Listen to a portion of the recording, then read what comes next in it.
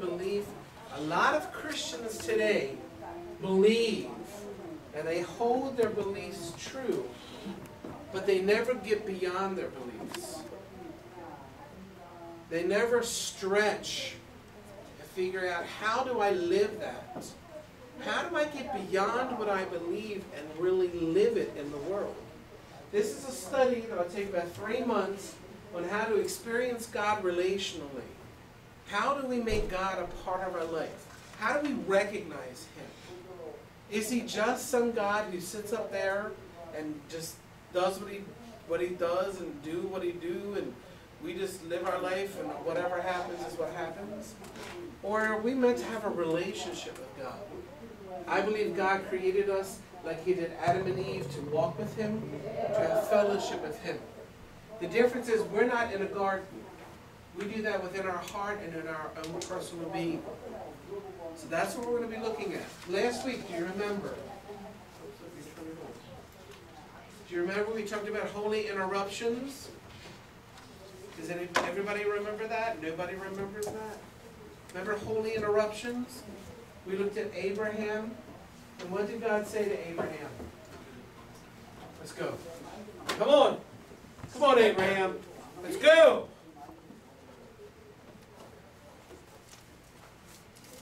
Look at the sky. See all those stars? Can you count them? That's how many kids you're going to have, Abraham.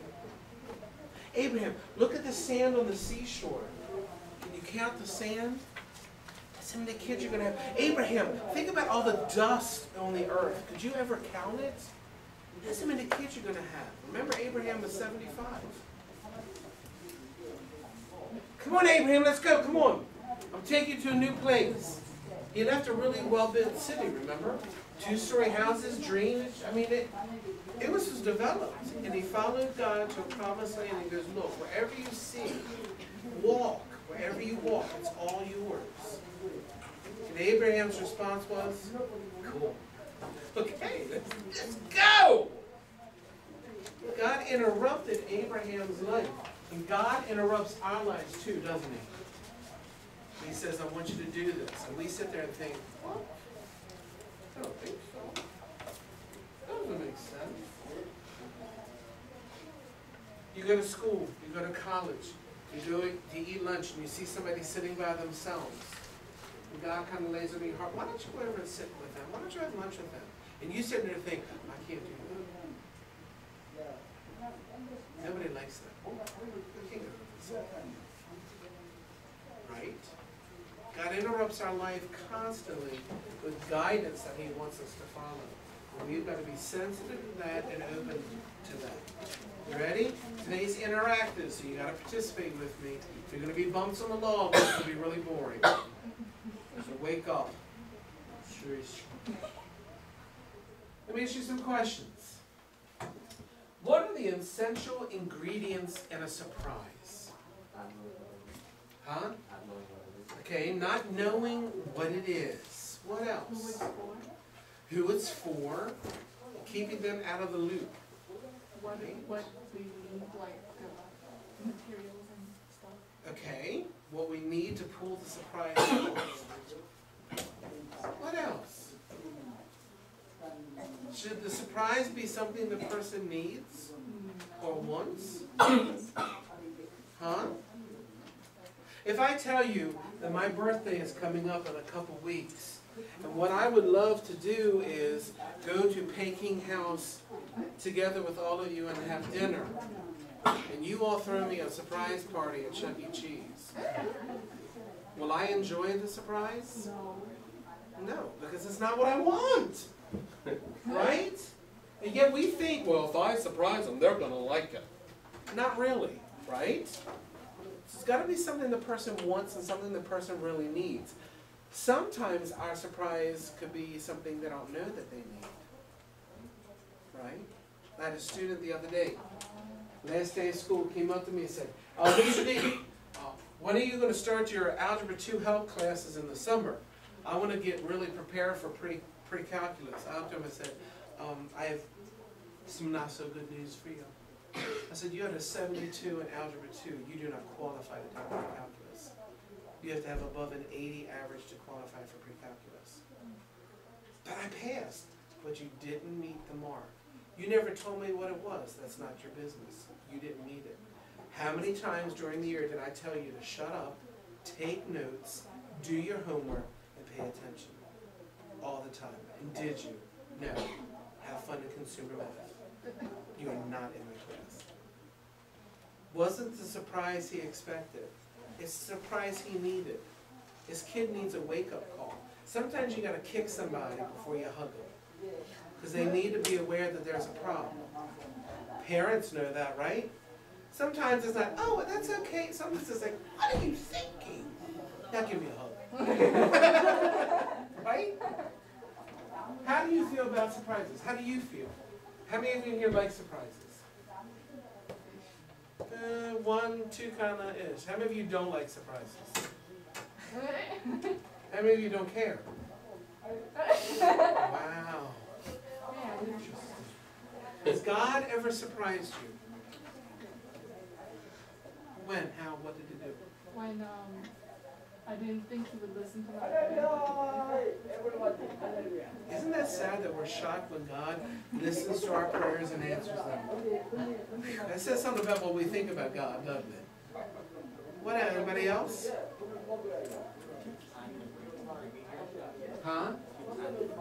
Okay. Good job. What else? And then the final grade comes out. Yes. Okay. But God allows us to do better than we thought we did. What else? He surprised Miss Karen and I with 3 children. Because we had 2 and we were not planning to have any more for a little while. And we had boom, boom, boom, 3 more. It's okay. Well, that didn't work out too well, but okay. What do? Say, no thanks, God, take them back. You know what I mean? Sometimes God does surprising things, right? Surprising thing that God has done in my life was making me resign from Arlington. I never would have thought I've done that. Ever, ever, ever. But if I hadn't resigned, I wouldn't have ended up at Grace where I really feel like I belong.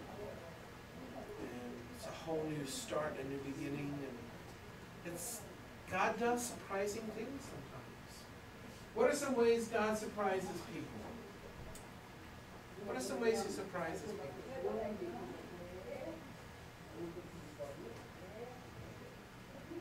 Does he ever surprise people with cancer? Does he surprise families with death? Yeah.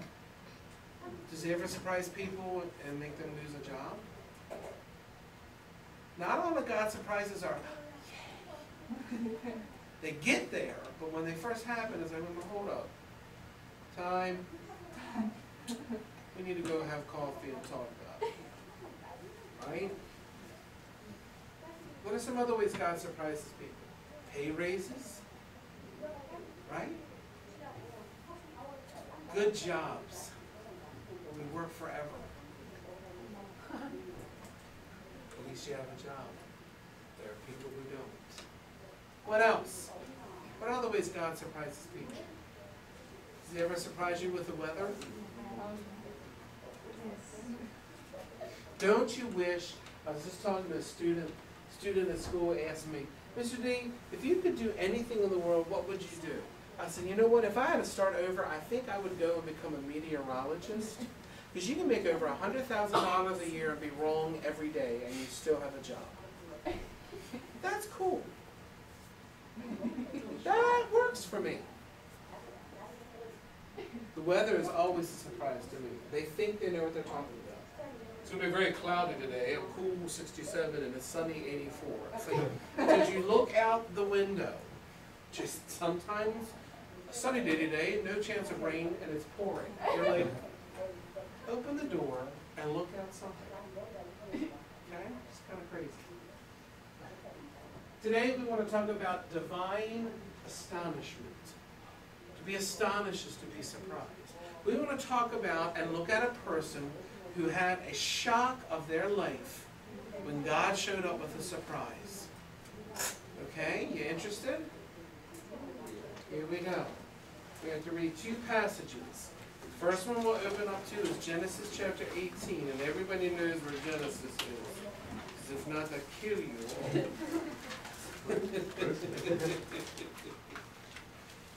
Genesis 18, verses 1 through 15. Does somebody want to read that? Thank you, GT. The Lord appeared to Abraham, Abraham, near the great trees of Mamre. Mamre, while he was sitting at the entrance to his tent in the heat of the day. Abraham looked up and saw 3 men standing nearby. When he saw them, he hurried from the entrance of his tent to meet them and bowed low to the ground.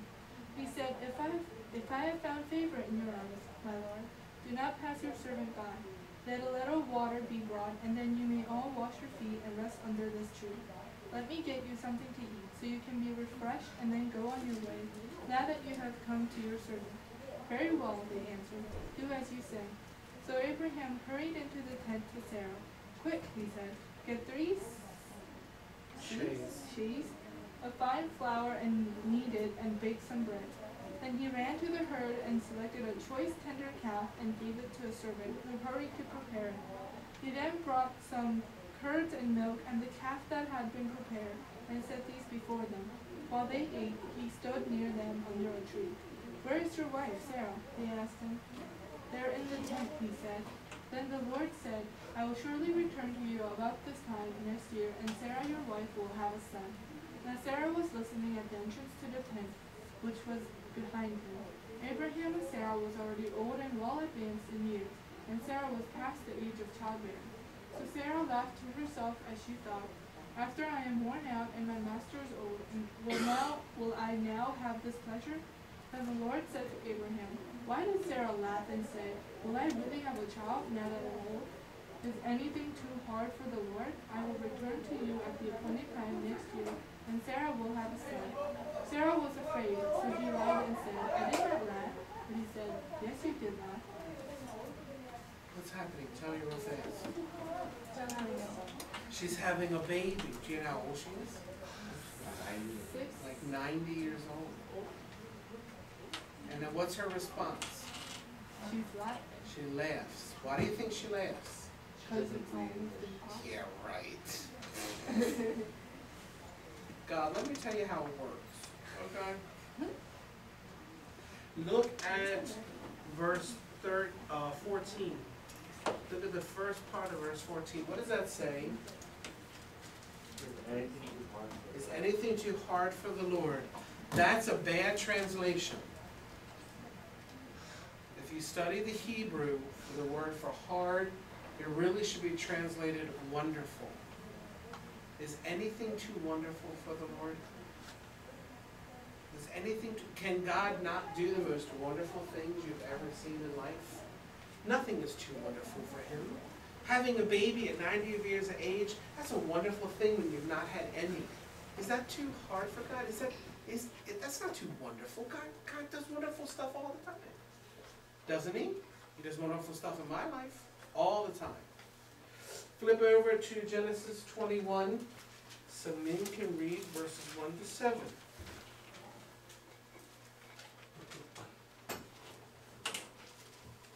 Now the Lord was gracious to Sarah as he said, and the Lord did for Sarah what he had promised. Sarah became pregnant and bore a son to Abraham in his old age. At the very time God had promised him, Abraham gave the name Isaac to his son, Sarah bore him. When his son Isaac was 8 days old, Abraham circumcised him. As God commanded him, Abraham was 100 years old when his son Isaac was born to him. Sarah said, God has brought me laughter, and everyone who hears about this will laugh with me. And she added, Who would have said to Abraham that Sarah would nurse children? Yet I have borne him a son in his old age. She said, everyone will laugh with me. Sarah was still laughing when Isaac was born. But let me ask you a question. Do you think the laughter at his birth time was the same as the laughter a year ago? No. Oh. All of a sudden, her laughter from doubting and thinking this is impossible turned to laughter of joy and realizing that is anything too wonderful for God? Is anything too wonderful for God? Awesome. Do you know what Isaac means? He laughs. He laughs. Constant reminder of what wonderful thing God did. Cool. Huh? Yeah, but he said that. What? Sarah, she was nearly 90 years old when God said she was going to have a baby. Nearly 90. Now, she lived to be about 120, so using math. That's about 3/4 of her lifetime. So if you lived to be about 80, that would be about 60. How would you feel if your mother or father is 60-ish years old and they come home and they say, we're going to have a baby? You'd be like, no. Right? I can tell you right now, don't look at me and say, guess what, honey? I've been like, put up adoption. I ain't raising a baby at Cynthia's age. It's too much, too much. She was 90. And the amazing thing is, did you notice, after he was born, she nursed him. She nursed the baby.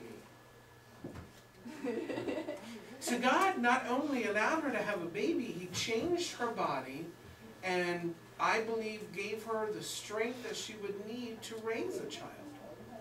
Because let's face it, most people 91 be like, come here, please come here and sit down, I'm very chasing you. Right? But I think God renewed her entire body and gave her a vitality and a new life that she hadn't had before. What do you think was happening during this experience? And include others. Let's go back to the beginning. We're all part of Abraham's little group, right? And we're serving, right? And some of us are killing the lamb and we're cooking it. Others of us are waiting to see how we can help. And we hear this man say, Sarah is going to have a baby. She was last. Some of us would be like, did you give him a lot of wine? What is wrong with him? Right? Some of us would be like, he doesn't know how old she is. We would be shocked. What do you think Abraham was like? Because it doesn't talk about Abraham, does it at all? Oh, we find out about Sarah. What about Abraham? He was like, dude, really? Are you serious? Hey, no way. We have no idea how he reacted. But I don't think Abraham was like, oh, praise God from whom all blessings flow. Abraham was probably like Sarah. What? Not possible. Not possible. This was not just an event that affected Sarah. This is an event that affected everyone in the camp. Do you think that this event not only changed Sarah's heart and Abraham's heart, but don't you think it had an effect on everybody involved in the family and the camp?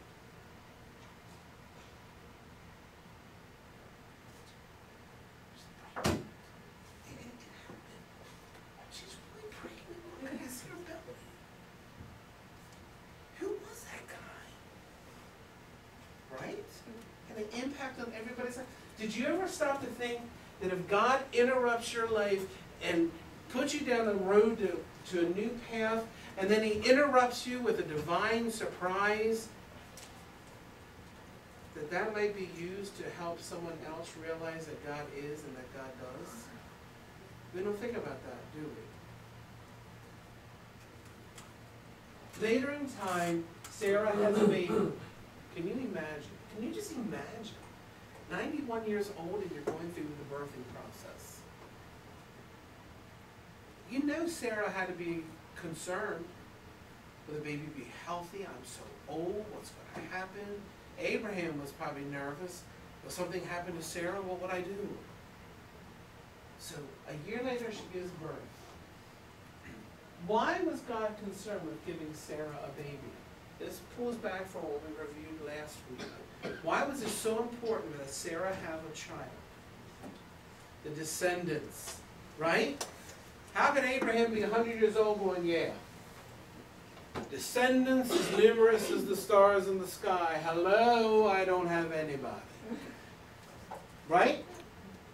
Now he has a child. And you know he's probably thinking, oh, we're going to have more. Right? A year goes by, it's okay, we're going to have another one. 20 years go by, We might have another one?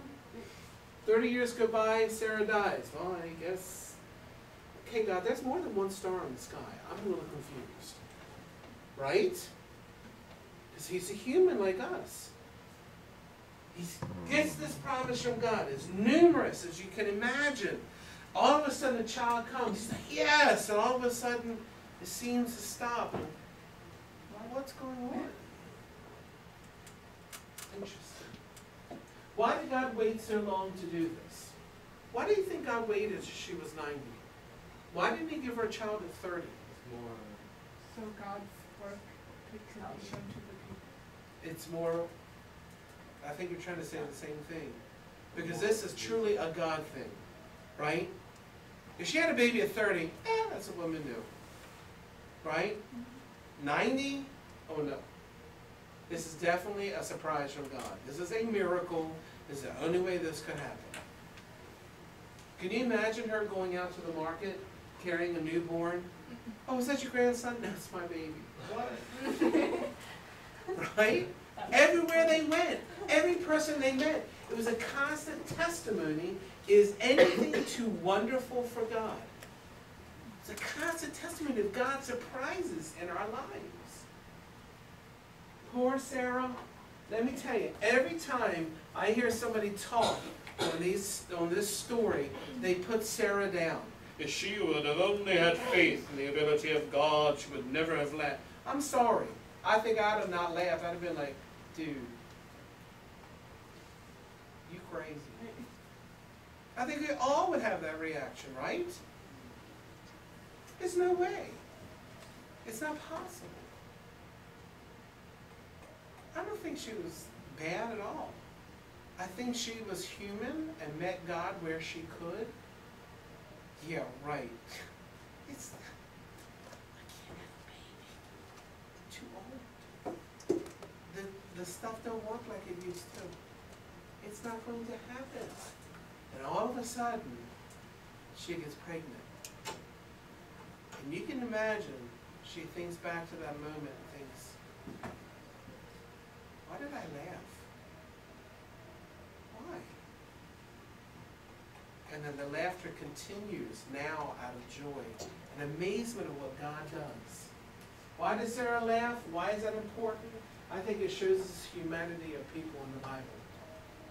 God will do things in your life that may cause you to doubt at the beginning, but as you watch them come to be, it strengthens your faith and makes you even stronger than you ever were before. Also, remember we talked about this is Abraham's first encounter with God, and Abraham is following God. God also needed to do a surprise to get his attention to make him realize, no, I really am God. I'm not some stone statue. I'm not some false god or idol. I am the living God. It was necessary. What would you think if God surprised you like he did Sarah? What would you think if God, out of the blue, does something that you thought is impossible? How would you react?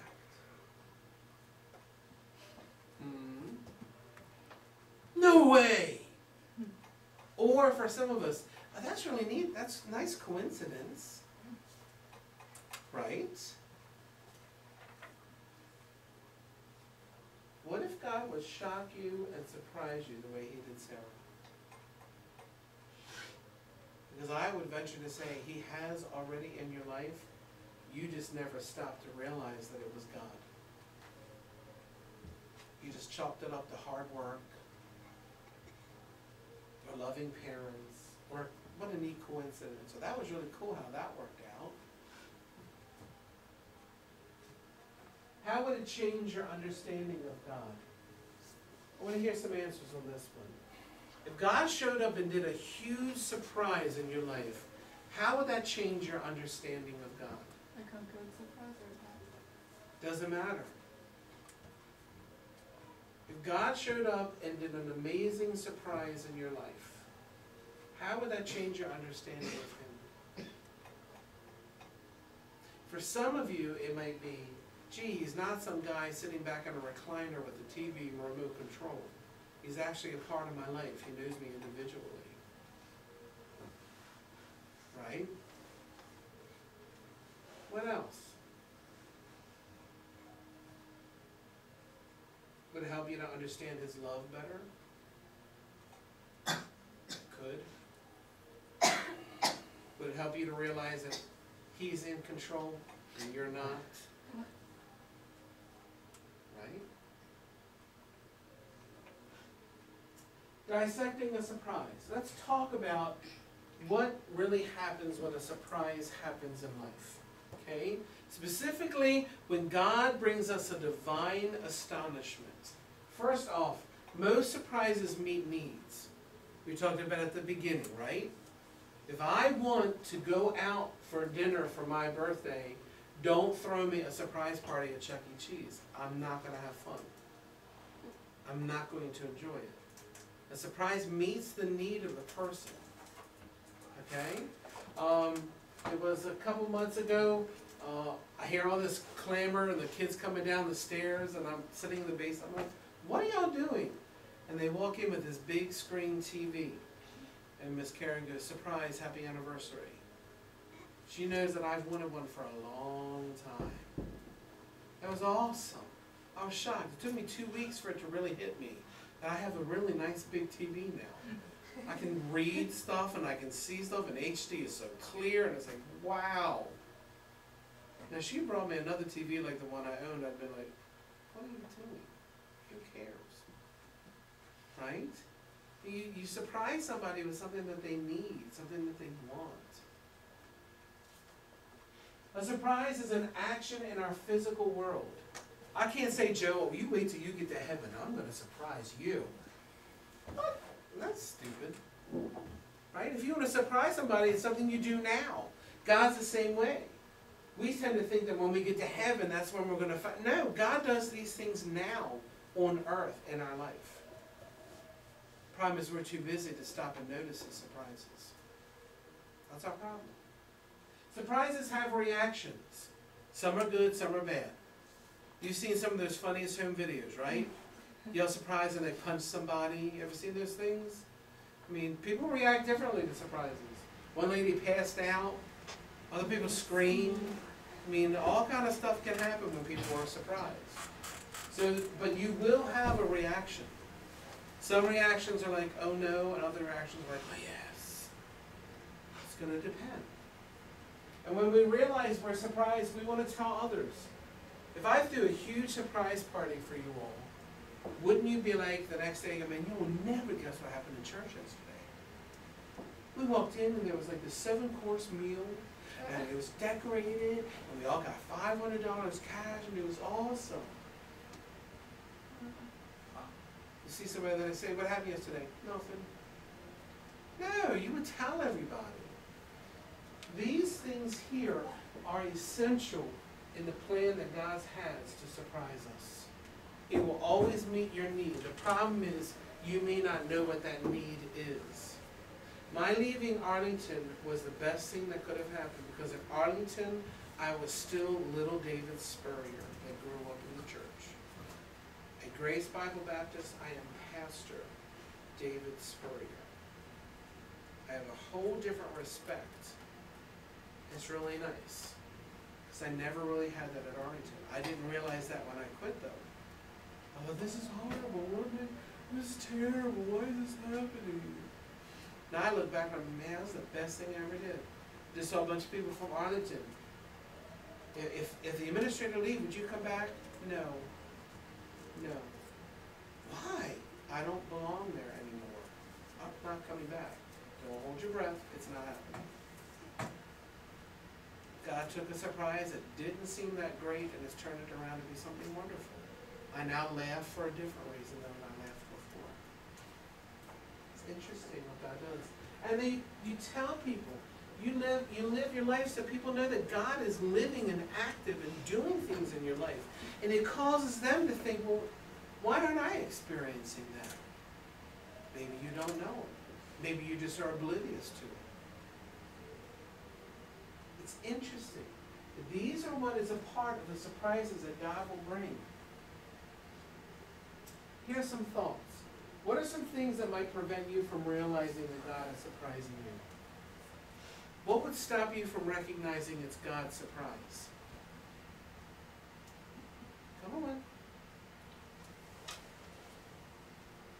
You're too busy? Like when it's bad things, I guess. Okay. If it's not something we don't, if it's something we don't think we need or want, then yeah, that's just a horrible thing. I can't believe that happened. Yeah. What else? Could it be a lack of trust in God? A lack of faith? A lack of understanding Him? All of these things can affect the way we view surprises in our life. But I'm sure if all of you would stop and think back, you all would see times in your life where God had to be surprising you. God had to be doing something in your life. You just don't recognize it. You're so stinking busy. You're so caught up in yourself. You don't stop to realize all these things. Every day we get up and we have a beautiful sunrise and there's a cool breeze. That's a gift and a surprise from God. We don't deserve that. I just had a cookout yesterday with a childhood friend. We've been to school together from 2nd grade through high school and some college. Next door neighbor, she was one of my best friends ever in life. She has cancer. Not doing well. It's now spread to the fluid outside of her lung. Went in yesterday, how you doing? She said, praise the Lord. I said, well, praise the Lord always. She goes, I'm on a 3rd type of chemo, and my cancer is shrinking. The cancer cells are getting smaller. They're less counting. Surprise. God shows up sometimes and does what you don't think is possible. Because here we're all thinking, how are we going to deal with her death? How are we going to... And it seems that God is doing things differently, changing. He's always active, guys. He's busy. We need to be sure to thank God for the surprises that we receive. We don't thank God enough. We don't. We are not grateful people like we should be. But even when that surprise may not be what we want, like my mother dying,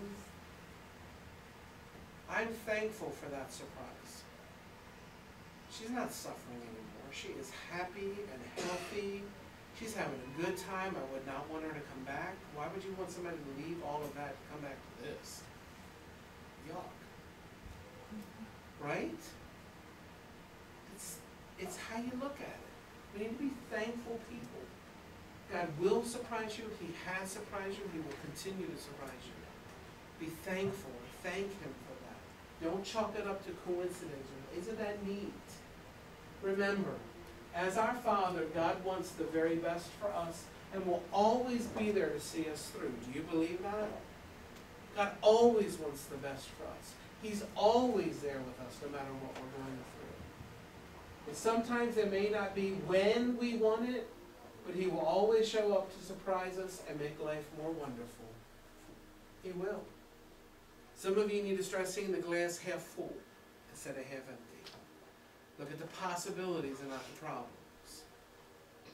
God is there waiting to surprise you. But you have to be working on your relationship with Him so that you can recognize it. Is that okay? Made you think some, I hope? Yes? Okay. Let's